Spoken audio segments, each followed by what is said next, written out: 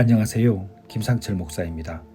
오늘은 창세기 18장 14절 말씀을 통해 불가능은 없습니다 라는 제목으로 새벽 묵상을 하도록 하겠습니다. 제가 본문을 읽겠습니다.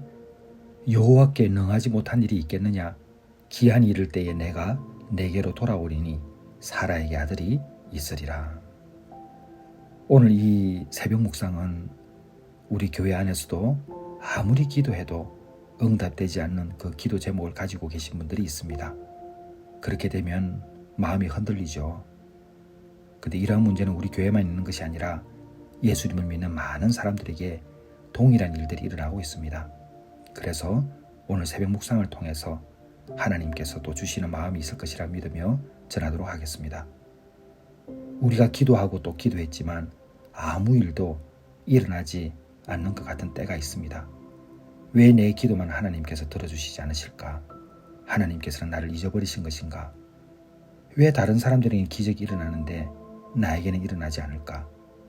이렇게 되면 응답이 늦어지기 때문에 우리가 하나님께 드린 눈물이 회수되지 않을 것 같은 그 마음 때문에 무너집니다. 자, 그런데 그 마음을 하나님이 정말 모르실까요? 아닙니다. 하나님께서는 여러분의 한숨을 기억하시고 눈물을 헤아리고 계십니다. 오늘 본문의 말씀은 지쳐있는 성도들에게 하나님께서 주시는 가장 따뜻한 질문입니다. 여호와께 능하지 못한 일이 있겠느냐? 자, 이 말씀은 너의 삶에 내가 할 수 없는 일이 있겠느냐? 라는 질문입니다. 하나님의 방식은 늘 불가능을 뒤집는 그런 방식으로 해오셨습니다. 사라가 아이를 낳을 수 없었습니다. 아브라함도 이미 100세를 바라보았지 않습니까? 육체적으로, 인간적으로, 의학적으로 모두가 끝난 상황입니다. 그래서 여호와의 사자가 내년 이맘때에 아들을 낳겠다고 이야기했을 때 사라가 웃죠. 근데 오늘 이 웃음을 생각해 보십시오. 이 조롱이 아닙니다. 사라의 상처가 만들어낸 웃음입니다. 어떻게 그게 가능하겠어요? 그건 이젠 제 이야기가 아니에요 라고 말하는 사라의 마음이죠. 절망이 너무 길어지면 사람은 기적이 다가와도 믿질 못합니다. 왜? 기적을 꿈꾸는 것조차 두려워지기 때문에 그렇습니다. 그래서 하나님께서 그 웃음 뒤에 숨은 상처를 아시는 거였어요. 그래서 질문하셨죠. 여호와께 능하지 못한 일이 있겠느냐? 이 원어로 들어가게 되면 어떤 해석이 나오냐면 하나님의 손이 짧아졌느냐? 내 능력이 너의 상황 때문에 줄어들겠느냐? 이런 의미입니다. 그래서 하나님께서는 사라의 절망을 뚫고 약속을 성취하셨죠. 그리고 그 아이의 이름을 이삭, 웃음이라고 하셨습니다. 사라의 절망의 웃음을 기쁨의 웃음으로 바꿔주신 것, 그게 기적 아니겠습니까? 자, 그렇다면 왜 내 기도는 늦어지는가? 하나님께서 시간을 통해 믿음을 빚으시기 때문입니다. 우리가 기다리는 동안 하나님께서는 우리의 마음과 우리의 내면, 우리의 믿음을 변화시키십니다. 기적이라는 것은 단순한 결과가 아니라 하나님께서 우리를 다루시는 과정 속에서 피어난 열매입니다. 우리를 빚으신다니까요. 자, 그 다음에는 응답이 늦어질수록 내 욕망이 걸러집니다. 정욕으로 구하지 않게 돼요. 순금 같은 믿음이 남습니다. 사라의 기다림은 아이에 대한 욕망이 아니라 하나님에 대한 신뢰가 빚어지는 시간이었습니다. 우리의 기도가 그렇게 되어야 합니다. 그리고 응답이 늦어진다고 해서 그 취소된 것은 아니죠. 딜레이, 이 지연은 캔슬이 아닙니다. 취소가 아닙니다. 절대. 하나님의 응답은 멈춘 적이 없습니다. 단지 우리가 보지 못하는 곳에서 조용히 준비되고 있을 뿐이죠. 제가 언젠가 여러분에게 프레임 이야기를 했지 않습니까? 16대 9, 그 프레임 안에 들어오지 않는다 할지라도 걸어오고 있는 그 과정, 여러분 꼭 기억하십시오.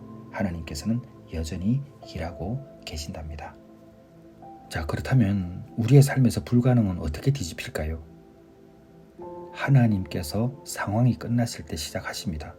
성경의 모든 기적은 가능성이 남아있을 때가 아니고 가능성이 완전히 사라지실 때 일어났습니다.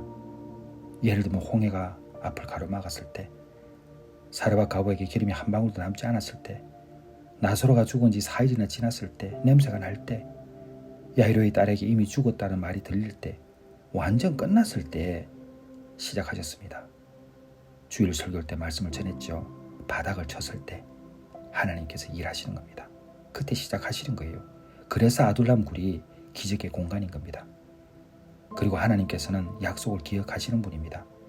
우리가 잊어버려도 포기해도 우리가 이제 끝났다고 말해도 하나님은 끝나지 않았습니다. 여전히 말씀하세요. 여호와께 능하지 못한 일이 있겠느냐. 하나님은 우리의 눈물에 응답하시는 분입니다. 시편 126편에 기록되어 있죠. 눈물을 흘리며 씨를 뿌리는 자는 기쁨으로 단을 거두리로다. 눈물은 헛되지 않습니다. 우리 예배 시간에 보게 되면 그 어머니들의 눈물이 많이 있죠. 하나님께서 그 눈물을 다 기억하십니다. 그 눈물은 슬픔의 눈물이지만 보석처럼 빛나는 믿음의 눈물이고 소원의 눈물이고 회복의 눈물이 될 줄 믿습니다. 사랑하는 여러분, 저는 때때로 주일 설교할 때 아주 강하게 하고 있습니다. 왜 그러냐면 그렇게 해야 되잖아요. 어떻게 우리가 지금의 어려움에서 벗어나기 위해서 서서히 해서 되겠습니까? 죽기로 살기로 해야죠. 그렇게 열심히 우리가 주께 매달릴 때 하나님께서 일하시는 겁니다. 저도 목회자로서 여러분의 기도 제목을 들으면 같이 아프고 같이 울 때가 많습니다. 그리고 기도해도 응답받지 못하고 변화되지 않는 현실 때문에 마음이 무너질 때가 있습니다. 그렇지만 저는 여전히 생각합니다. 담대하고 확신 있고 믿음으로 선포합니다. 불가능은 없습니다. 하나님은 반드시 응답하십니다. 그리고 기적은 이미 움직이고 있습니다. 하나님께서는 침묵 속에서도 일하시고 지연된 늦음 속에서도 준비하시고 절망 속에서도 사람을 만드시는 분입니다. 여러분, 기도는 잃어버린 적도 무시된 적도 없습니다. 여러분은 그 기도가 반드시 열매를 맺는다는 것을 기억하십시오. 그래서 용기를 내야 합니다.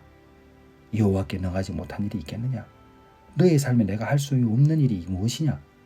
이것이 오늘 여러분에게 질문하는 하나님의 음성입니다. 여러분, 오늘 이 말씀을 꼭 기억하십시오. 절망을 뚫고 들어오는 하나님의 부르심이 오늘 이 새벽에 있기를 주님의 이름으로 축원합니다. 기도하겠습니다. 하나님 아버지, 불가능이 없음을 믿습니다. 하나님 아버지, 아버지께서 반드시 응답하심을 믿습니다. 하나님 아버지, 응답은 우리의 삶에 찾아오는 당연한 것임을 믿습니다. 아버지 하나님 도와 주시옵소서. 예수님의 이름으로 기도드렸사옵나이다. 아멘.